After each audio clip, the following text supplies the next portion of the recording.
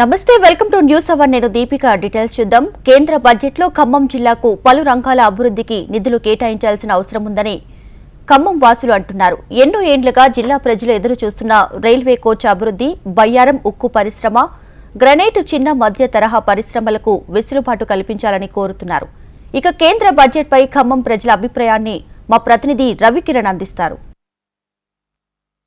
కేంద్ర ప్రభుత్వం త్వరలో ప్రవేశపెట్టనున్న కేంద్ర బడ్జెట్కి సంబంధించి ఉమ్మడి ఖమ్మం జిల్లా ప్రజలైతే చాలా ఆశలతో ఎదురు చూస్తున్నారు. జిల్లాకు సంబంధించి చాలా రంగాలకు కూడా పెట్టుబడులు అవసరం అని చెప్తున్నారు. ప్రస్తుతం మనతో పాటు ఇదే విషయం మాట్లాడేందుకు కొంతమంది నాయకులు ఉన్నారు, వారితో మాట్లాడడం. సార్ చెప్పండి, ఖమ్మం జిల్లాకు సంబంధించి ఎటువంటి బడ్జెట్లో ఏ రంగాలకు పెట్టుబడులు కావాలని ఆశిస్తుంది? ఖమ్మం జిల్లాకి చాలా సంవత్సరాల నుంచి కూడా కేంద్ర ప్రభుత్వం ఖమ్మం జిల్లా పట్ల వివక్ష చూపుతూ ఉంది.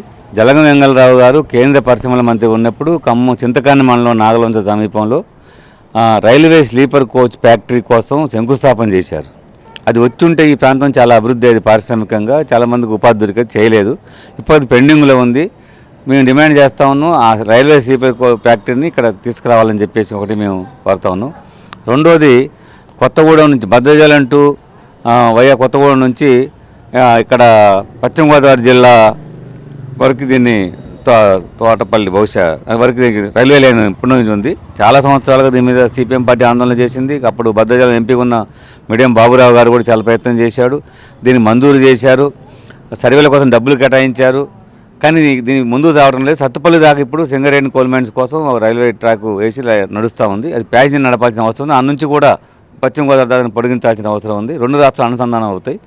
రెండోది ఖమ్మం జిల్లాలో ఇప్పుడు విడిపోయిన తర్వాత ఖమ్మం జిల్లా కేవలం వ్యవసాయం మీద ఆధారపడుతుంది. ఖమ్మం జిల్లాలో వ్యవసాయ ఆధారిత పరిశ్రమలను ఇక్కడికి ప్రాధాన్యత ఇవ్వాల్సిన అవసరం ఉంది. రెండు ఎంఎస్ఎంఈ చిన్నతర మధ్యతర పరిశ్రమలకు కూడా ప్రభుత్వం ప్రోత్సహించాలి. ఖమ్మంలో ప్రధానంగా గ్రానైట్ పరిశ్రమలు ఉన్నాయి. అవన్నీ కూడా ఇవాళ నష్టాల్లో ఉండి మూతపడే పరిస్థితుంది. వీటిని ప్రభుత్వ పరంగా ఆదుకొని సబ్సిడీలు ఇస్తే దాదాపు 1,00,000 మంది పైగా దీన్ని ఉపాధి పొందుతూ ఉన్నారు. అది ఉపయోగం జరిగే అవకాశం ఉంది.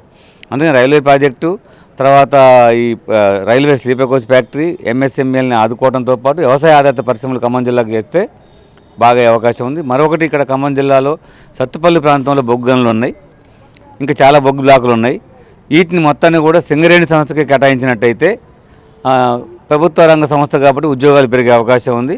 వాటిని ప్రైవేటు పరానికి చేసే ప్రయత్నం కేంద్రం చేస్తూ ఉంది. కాబట్టి విరమించుకొని తెలంగాణలో ఉన్నటువంటి అన్ని బొగ్గు బావులన్నింటినీ కూడా సింగరేణి కేటాయించాలని చెప్పేసి కూడా మేము ప్రభుత్వం డిమాండ్ చేస్తాం. మీరు చెప్పండి సార్, అంటే పన్ను వెసులుబాట్లకు సంబంధించి కూడా చాలా రోజులుగా చర్చ నడుస్తుంది. దీనిపై మీరేమన్నా? ఎవరు ప్రధానమంత్రిగా ఉంటే వాళ్ళ సొంత రాష్ట్రంలో వాళ్ళ ప్రాంతం వరకే ప్రాధాన్యత ఇచ్చుకుంటున్నారు. ఈ సిస్టమ్ కరెక్ట్ కాదు. భారతదేశంలో ఎక్కడ వెనకబాటుతనం ఉంటే దాని మీద బడ్జెట్ ఎక్కువ నిధులు కేటాయించేసి ఆ ప్రాంత అభివృద్ధి కోసం పెట్టడం అనేటటువంటిది న్యాయమైనటువంటిది. కానీ ఇప్పుడున్న పాలకవర్గాలు ఎవరూ దాన్ని అనుసరించడం లేదు. తమ ప్రాంతంలో తమ ప్రాతినిధ్యం ఉన్న ప్రాంతంలో తమను ఎక్కువ కాలం గెలిపించినటువంటి రాష్ట్రాల్లో ఈ రకమైనటువంటి పద్ధతుల్లో చేస్తూ ఉన్నారు. రెండవది పెట్టేవి కూడా ఇటీవల కాలంలో కొత్త మార్పు వచ్చింది. వేల కోట్ల రూపాయలు విగ్రహాలకి కూడా పెడుతున్నటువంటి పరిస్థితి ఉంది. ఒకవేళ భారతదేశం పెద్ద ఎత్తున ఆర్థికంగా అభివృద్ధి అయి పెట్టుకుంటే అభ్యంతరం లేదు. కానీ ఇప్పుడున్న పరిస్థితుల్లో ప్రపంచంలోనే అత్యంత పేదరికమైనటువంటి దేశం లిస్టులో మంది రోజు రోజుకు పెరుగుతున్నటువంటి పరిస్థితి ఉంది. ఆ రీత్యా చూసినప్పుడు ఖమ్మం జిల్లా కూడా చాలా వెనకబడి ఉన్నది. ఖమ్మం జిల్లా ప్రాంతంలో ఇప్పుడు మా సెక్రటరీ గారు చెప్పినట్టు ఆ నిధులు వాటికి సంబంధించినటువంటి గ్రానైట్ పరిశ్రమ అయితేమి, సత్తుపల్లి దగ్గర కోళ్ళు వాటికి సంబంధించినటువంటి అయితేమి, చింతకాని దగ్గర ఆ పరిశ్రమకైతేమి అన్నిటికీ నిధులు కేటాయించాలి. వీటితో పాటు గతంలోనే వాగ్దానం చేశారు బయ్యారం ఉక్కు పరిశ్రమ. బయ్యారం ఉక్కు పరిశ్రమ పెడితే ఇప్పుడు చాలామంది ఖమ్మం జిల్లాలో నిరుద్యోగులు అనేక వేలాది మంది ఉన్నారు. వాళ్ళందరికీ ఉపాధి కలిగించినట్టుగా ఉంటుంది. కానీ ఇటీవల కాలంలో కిషన్ రెడ్డి గారు చాలా దుర్మార్గంగా మాట్లాడాడు. అది గతించిన విషయం అని చెప్పేసి వాళ్ళే ఆ బీజేపీ నాయకులే మేము మా ప్రభుత్వం వస్తే బయ్యారంలో ఉక్కు పరిశ్రమ వస్తుంది, వేలాది మంది నిరుద్యోగులకు భృతి కల్పిస్తామని మాట తప్పుతున్నటువంటి పరిస్థితి ఉంది.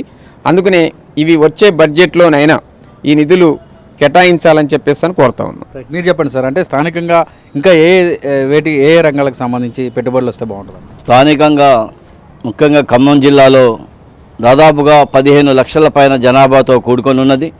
కీలక రంగ పరిశ్రమలు లేకపోవటం, ఓన్లీ వ్యవసాయం మీద ఆధారపడే ఇక్కడ జీవనం కొనసాగుతుంది. కొంత భాగం సత్తుపల్లి ప్రాంతంలో సింగరేణి ఉన్నప్పటికీ కీలకంగా ఉద్యోగ అవకాశాలు లేవు. కాబట్టి కీలక పరిశ్రమలన్నింటినీ అటు నార్త్కి వెళ్ళి కాకుండా దక్షిణ భారతదేశంలో నుండి తెలంగాణ ఖమ్మం జిల్లా లాంటి దగ్గర కూడా వస్తే బాగుంటుంది అనేది మేము తెలియజేస్తున్నాం. గత ప్రభుత్వం కూడా కేంద్ర ప్రభుత్వం గత బడ్జెట్లో కూడా ఏదైతే 90% పేద వర్గాలు ఉన్నారో ఆ వర్గాలకి బడ్జెట్ కోతలను విధించడం జరిగింది. ముఖ్యంగా రెక్కల కష్టమే ఆధారపడి చెమట చుక్కలే ఆస్తిగా భావిస్తున్నటువంటి వ్యవసాయ కూలీలు కార్మికులకి బడ్జెట్లో 2,60,000 కోట్లు కేటాయించాల్సింది కేవలం 60,000 కోట్లు మాత్రమే కేటాయించారు. ఉపాధి హామీ గ్రామీణ పథకం అయితే ఉందో అది 100 రోజులకు పని కల్పిస్తామని చెప్పారు. కానీ 40 నుండి 50 రోజులు మాత్రమే పని అనేది జరుగుతుంది. రోజుకి 300 రూపాయలు ప్రకటించారు, కానీ 150 రూపాయల కన్నా ఎక్కువ రావటం లేదు. 600 రూపాయలు సుప్రీంకోర్టు చెప్పినట్టు ప్రకటించాలని కూడా మేము డిమాండ్ చేస్తున్నాం. ముఖ్యంగా విద్యా వైద్య రంగాలు ఈరోజు భారతదేశ వ్యాప్తంగా ఈరోజు సంపన్న వర్గం కార్పొరేట్ శక్తులు పెరుగుతున్న సమయంలో విద్యారంగం పేద వర్గాలకు దూరం అవుతుంది. విద్యారంగానికి నిధులు కేటాయించాలా, వ్యవసాయ రంగానికి నిధులు కేటాయించాలా, ఎరువులు పురుగుల మందుల మీద కూడా నిధులు కేటాయించాలని చెప్తున్నాం. ఒకవేళ కార్పొరేట్స్ మీద పన్ను తగ్గిస్తారు, కేవలం దేశంలో ఉన్న కార్పొరేట్ శక్తుల మీద 3% పన్ను ఉంటుంది. పేదలు సామాన్యులు అట్టడుగు ప్రజల మీద 16% ఈ రోజున పన్నులు విధిస్తున్నారు. ఈ పన్ను సిస్టమ్ కూడా తగ్గించి సంపన్న వర్గాల మీద కార్పొరేట్ శక్తుల మీద పన్నేసి దేశ అభివృద్ధికి ఉపయోగపడే విధంగా దోహదపడాలనేది ఈ బడ్జెట్ కూడా ప్రజా అనుకూలమైన బడ్జెట్గా తయారు కావాలనేది. ప్రజా వ్యతిరేక బడ్జెట్ కనుక కొనసాగితే ఇది సరైనది కాదు కేంద్ర ప్రభుత్వానికి అనేది మేము తెలియజేస్తున్నాం. ఇది మొత్తం మీద ఉమ్మడి ఖమ్మం జిల్లాకు సంబంధించి వ్యవసాయ రంగం అలాగే లోకల్గా ఉన్నటువంటి చిన్న తరహా పరిశ్రమలు ఉన్నాయి. వీటన్నిటిని కూడా ఆదుకోవాలి కేంద్ర ప్రభుత్వం.